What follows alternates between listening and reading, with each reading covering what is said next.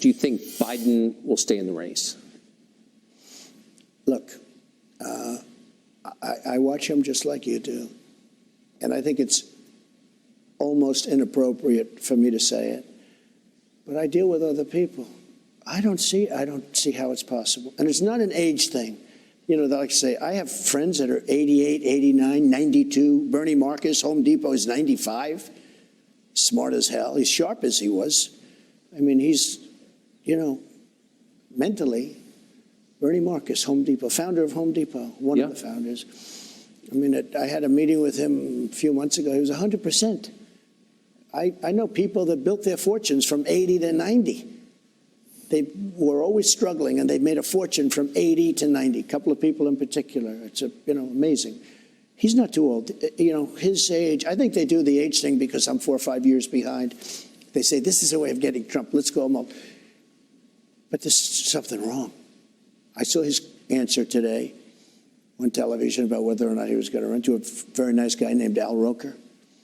I mean, you can't get a softer question than that. That was a long answer. Talking about the eggs and the this and that. Look, I don't think he can. But say what you want. They didn't expect him to get it. Yeah. You know, people could say he won an election. You know, it always goes, I got the most votes of any person, any sitting president in history. I was told if I got 15 million less, I couldn't lose. They're surrounded by vicious, smart people, radical left people. But they're very smart and they're very vicious. It's not him. It's not him. He's now in Ireland. He's not going to have a news conference. When the world is exploding, I own property in Ireland. I'm not going to Ireland. The world is exploding around us.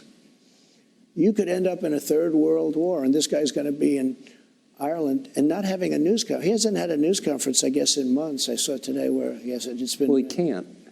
So if he doesn't run, if he's taken out by his own party, or who knows what happens, but it doesn't seem like he's capable of running again, who does run? Well, obviously the one that they would talk about would be the vice president, Kamala. That would be the one that they talk about. But I don't think she's performed well on the big stage. I mean, maybe I'm wrong. But there are a certain group of people that will go crazy if it's not her. They're going to be very angry if it's not her. That's a problem. You have a very ambitious guy in California, but he's done a terrible job with the state. I used to get along great with him, you know, when I was president. I got along really good, Gavin. Well, you got along with Gavin Newsom? I did. I really did. He was always very nice to me. He said the greatest things. He would say things like he's doing a great job. Oh, he was very nice. About you? About me. That's why I could never hit him, because he was so nice to me. It's just laying in wait, right? But I could, you know, he was very nice to me. And relatively speaking, some of them weren't. We did a good job for the governors. But they talk about him. They talk about some others. I just don't see Biden doing it from a physical or a mental standpoint. Yes. I don't see it. But it's been a crazy period of time in the world of politics. But he's surrounded by people. You know, they expected Bernie to win. Now, Bernie's older than Biden, you know, whether you like him or not. He's sharp. I watched him being interviewed the other day. He's 100% sharp. He hasn't lost much, if anything, Bernie Sanders. But, you know, he's older. So it's not an age thing. I just don't see him. So they're trying to prevent you from making it to the general election by tying you up in lawsuits, charging you with crimes. You've described the process. It's the old Soviet process. The old Soviet process. And you've described it as illegitimate. If this goes to trial and you get convicted, like, how would you respond in the middle of a presidential campaign? Well, how would it's so off. Statute of limitations are years off. It's hard to believe. You know, usually when you have something like this, the Democrats say, oh, he's terrible, guilty. The Democrats have even said, I'm innocent. I watched some of these. I think it was Andrew McCabe, the FBI guy who I fired. He came out, he said, they've got no case. They've all come out and said it. And then you've had Andrew McCarthy, you've had Jonathan Turley, Greg Jarrett, Dershowitz, all of them, everybody, like, and they're, down the middle people. They see it. They say, there's no crime. There's no anything. Think of it, Tucker. I've been through 7 years of bull investigations. 7 years. They've looked at, I have a very big company, much bigger than they understand. In fact, when they finally got my taxes, they said, whoa. They took them years to get the taxes. They got them. That was the last you ever heard. You never heard one thing about them.